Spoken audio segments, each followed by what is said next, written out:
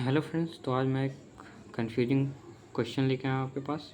SO3 का bond order. ये simply जे में क्वेश्चन पूछता है, बट सिंपली एक तो नहीं देगा, लेकिन हाँ ग्रुप में दे सकता है SO2, SO3, SO2 माइनस। ठीक है, उसमें SO3 एक अलग केस बनता है क्योंकि ये थोड़ा डिफ़िकल्ट है, कभी कभी बहुत सारा भूल जाते हो तो ये होता है। तो आइए हम शुरू करते हैं।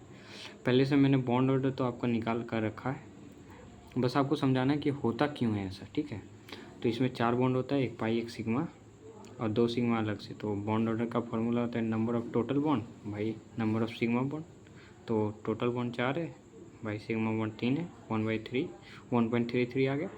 लेकिन अगर हम बेसिक पढ़ें तो हमको मालूम होता है कि जितना इसका ऑक्सीडेशन नंबर होता है उतना ही बॉन्ड बनाता है, राइट। तो अगर सल्फ़र का देखें तो -2 होता है ऑक्सीजन का, तो उस साइड जाएगा 3 दूनी 6 + 6 बॉन्ड। ठीक है, तो सवाल यहाँ ये बनता है कि अगर 6 बॉन्ड है तो अगर उस हिसाब से अगर बॉन्ड ऑर्डर निकालें हम, तो बॉन्ड ऑर्डर हमारा हो जाएगा 6/3 को सिग्मा है तो 2। लेकिन होता नहीं है ऐसा, क्यों नहीं होता है? तो इसका आंसर हमको लुईस डॉट स्ट्रक्चर मिलेगा, जो कि हम लोग बेसिकली आयनिक इक्विलिब्रियम में भी पढ़ते हैं।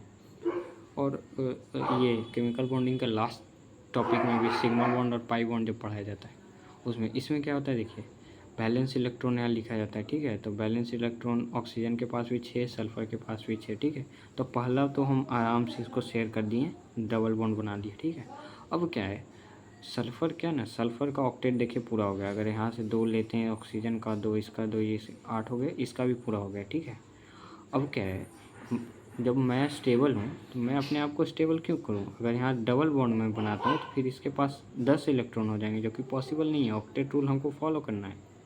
तो यहाँ पर क्या होता है ना, सल्फ़र क्या होता है, अपना 2 इलेक्ट्रॉन को ऐसे इसको गिव करता है। और ये गिव जो करने का ये होता है, इसको हम इस तरह से दर्शाते हैं, एरो। मतलब ये सेंट्रल एटम, मान लीजिए ये एटम, अगर इस एटम को इलेक्ट्रॉन गिव कर रहा है फॉर कंप्लीटिंग ऑक्टेट रूल और स्टेबल होने के लिए, तो जो एटम इलेक्ट्रॉन दे रहा है और जिसको दे रहा है उसकी तरफ एरो होता है। ठीक है, और जो दे रहा है उसकी तरफ से ये।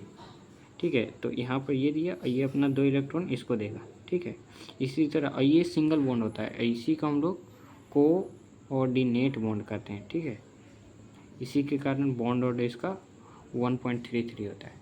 Thank you, I hope you like, और इससे कन्फ्यूज आपका दूर हुआ होगा। Thank you.